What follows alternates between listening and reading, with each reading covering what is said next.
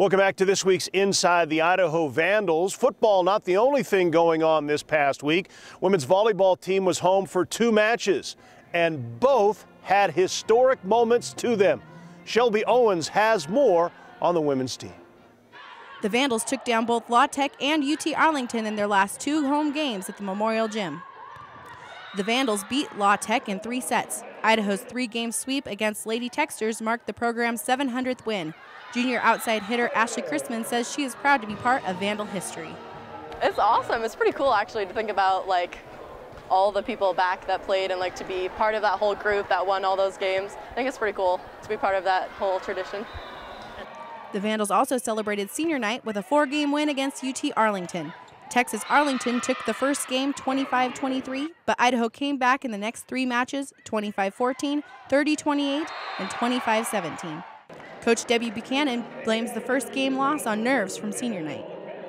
I think a lot of it has to do with emotions and the whole senior night. It's our last game at home, and so it took us a little while to get in a rhythm. Despite the nerves, all 6 seniors contributed to the win against UT Arlington. Senior Alex Seeley led the team with 13 kills and 0 errors. Senior Allison Baker gained her 19th double-double of the season. Senior Jenny Feicht gave 27 assists and 5 digs, while senior Ryan Carter 20 assists and 6 digs. Senior Janelle Chow racked up 13 digs, and senior Julia Church had 4 kills in the match.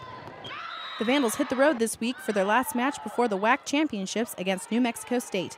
The Vandals are currently tied at 2nd place with New Mexico State and UTSA.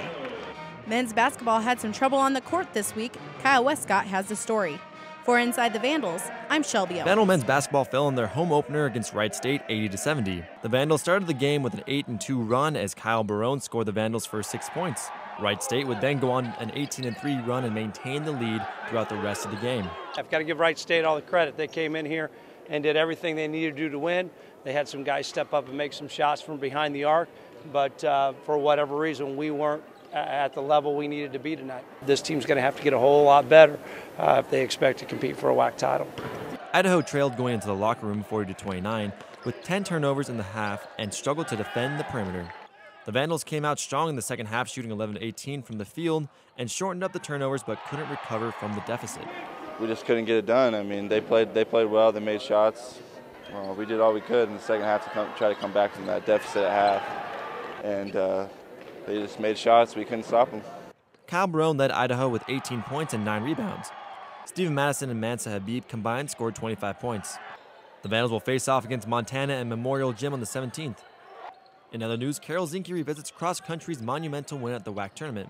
For Inside the Vandals, I'm Kyle Westcott. The Vandal women's cross-country team has won the last 3 WAC team titles and 5 total in the 7 previous seasons. Alicia Butterworth credits her team's success to her coach and fellow teammates.